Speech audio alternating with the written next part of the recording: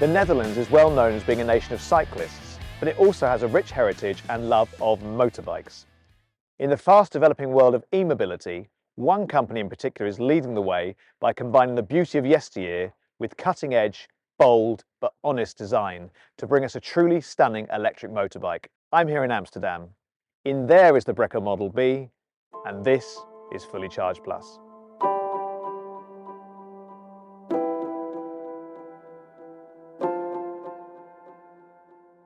Hi Niels, it's fantastic to see you today and to talk about Brekr. I've seen this bike before actually at shows, and I've always been too shy to come up and say hello, and I just think it's a fantastic looking product. Can you tell us a bit about why Brekr came into existence and what the philosophy behind it is? Yeah, well, the market of electric bikes is going very fast, and we were wondering, where is the beautiful electric bike? You have lots of scooters, there's nothing wrong with that product, it's beautiful. And then you see bikes coming up and they all have this gas tank design.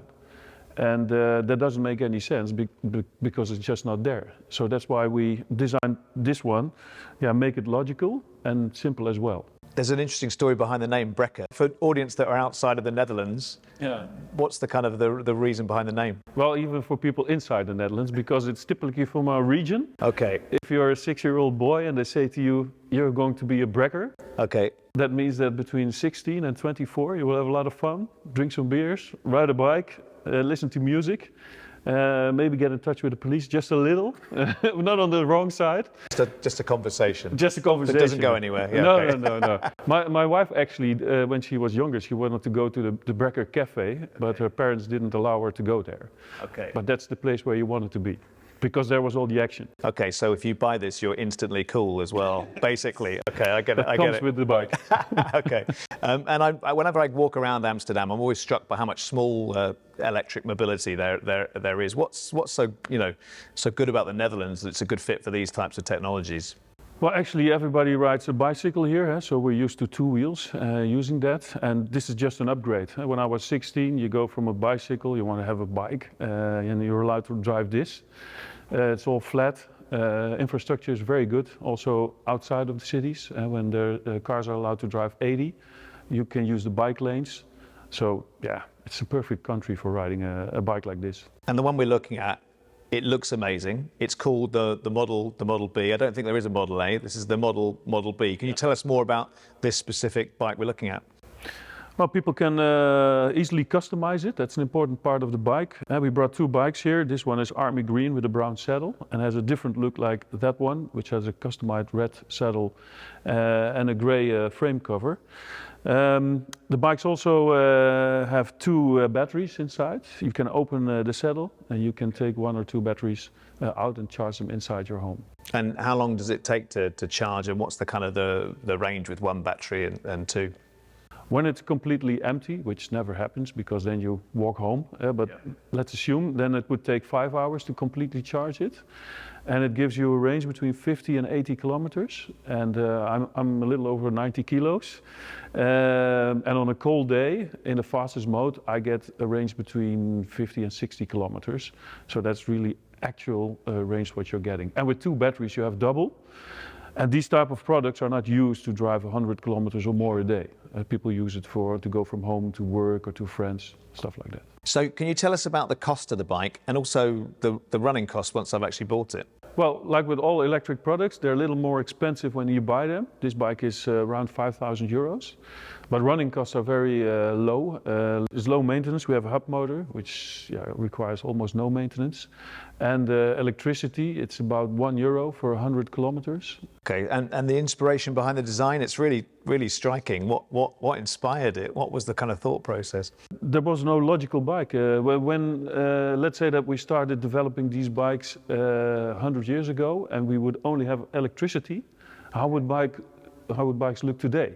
Yeah. Not like they look today when they're turned into electric bikes. They would have we have a battery box, which makes sense to us. You can place the battery really low, which gives great handling. You can take them out easily. So I think this is more or less the logical design for an electric bike. And electric bikes like this, electric motorbikes, are amongst the most emotive products I think you can buy, and part of that is the noise. Yeah. So is this completely silent, or does it have some tricks up its sleeves. No, there's some tricks. We have here the handlebar, and there's a button here where you can switch on sound. So when we started developing the bike, everybody said, that's great, an electric bike, but there's only one thing, you don't hear them coming. It's dangerous. And we found a solution for that. So in the protection plate here at the bottom of the bike, there's a shaker. It vibrates on the protection plates, and that turns it into a speaker.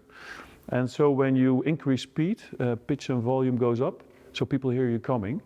And that works really well if there are a lot of bikes or people walking around you. So I'm convinced, the trouble with working on fully charged is I want to buy everything we talk about, but I'm really interested in this. But where is it available in the world now? Our audience is global. Is it available in Europe at the moment? And where else is it going to be available in the future? Well, we're sold out since the beginning, but we started in the Netherlands, Belgium and Germany. We are getting production up. We're moving into France as we speak. And new European countries will be added this year. Is UK part of Europe? I can't quite remember. Are you looking at the UK? We're getting a lot of questions from the UK. So yeah, we're really looking at the UK as well. One of the things about this sort of product is you'd like to test ride it, and we're coming to bringing Fully Charged live to the Rye in Amsterdam at the in May, and you're going to be there. Are you excited to meet our audience and show them your bike? Yeah, we'll bring a couple of bikes, and if people want to test ride it, it's right there, and they can do that. If I want to go and look into the bike, if I can't wait to take a test ride at Fully Charged live, how do I find Brekr and look into what you offer? People can take a look at our website. It's brekr.com. There's also, you can configure it as well. There's pick colors, saddles, all the options you see there, and more information about the bike. So brekr.com. Fantastic. Really good to meet you, Niels. Fantastic to see this amazing product. Thank you.